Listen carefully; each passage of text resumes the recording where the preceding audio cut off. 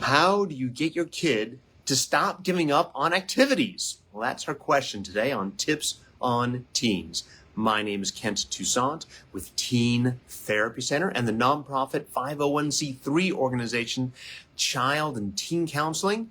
If you or your family would like to talk to someone who specializes in helping kids, teens, and families from a therapeutic standpoint, please feel free to reach out to us for a free phone consultation. Our contact info is in the caption below.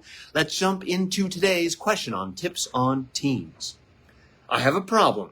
My son is 11 and he can never stay with an activity. He was getting guitar lessons for a while, but he quit. He was in soccer when he was 8, but before the season ended, he dropped out. He just kept carrying on about how he didn't want to go, and I gave up trying to push him. This summer, I got him to try a swim team. What do I do if he says he wants out? How can I keep him motivated to stay in? Thank you for your question. There's a whole lot of questions I have about this. Number one is, why is he dropping out of these things? Are these things not his interest, but they're your interest? Is he trying these things to please you, but he doesn't really want to do them? Or does he really want to do these things, but he loses interests, right? What are his interests? Are his interests here? Let me back up for a second. Here's a big reason why kids struggle to stay with organized activities. It's not the only reason, but it's a very common reason that I see in my practice. And it is this: screens, video games, videos, social media. Nothing is as fun as a video game. Nothing is as safe and easy as watching videos. Nothing gives you the illusion of connection like social media. So if your kid has full access to these things, they're not going to want to do other things because they feel like they're getting all their needs met. They're not. They don't really understand how it's making them feel worse. But again, your son's 11, so he's not going to have the awareness to do that. Here's the thing. It's a famous phrase, been around for a long time, but here it is.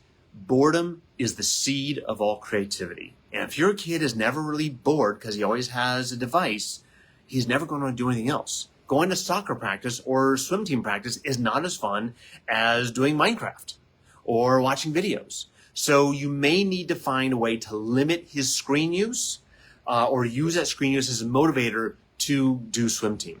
Other possibilities. Again, we can't go through every possibility, but these are some common ones. Is he struggling to connect with peers? Does he always feel like he's an outsider every time? And why is that happening? Could be a lot of different reasons why. Is he struggle with, not being the best? Does he struggle with tolerating a learning curve? Does he struggle with losing? Is he dealing with possibly some neurodivergence that makes him feel kind of distant and separate from everyone else? Is he kind of, so these are some of the things you really want to explore and connect with him. Find out with him, what are his interests? What does he want to do? Let's say it's screen related. I know it's not the ideal thing because you want him going out, moving his body, because we all need more exercise, right? But let's say it's screen use, this is screen related. Let's say it's like coding or digital design or something like that. How do we find classes or group activities that help him develop that? Again, don't let perfection become the enemy of good. You much prefer swim team, but if he's going towards the robotics team, it's not physical activity, but it's connection with other kids and they're working as a team. That may be the way to go. Really stay connected to your son. Really get in tune with what are his interests and keep focusing on those, making sure that you have a relationship with him. Also, if he is doing activities, here's one other thing: don't coach him. Now, if you're the assistant coach on the team, okay, but once practice is over and you get in the car, stop coaching. Stop commenting on what he can do to improve. Just let him know that you enjoy that he's playing, you enjoy that he's doing it, it's fun to watch, and you love him.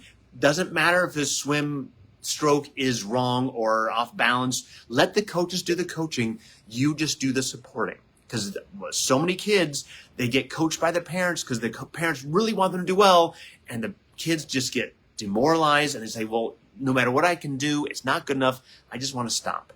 So I don't know if any of these options apply to your family, the parent who wrote me.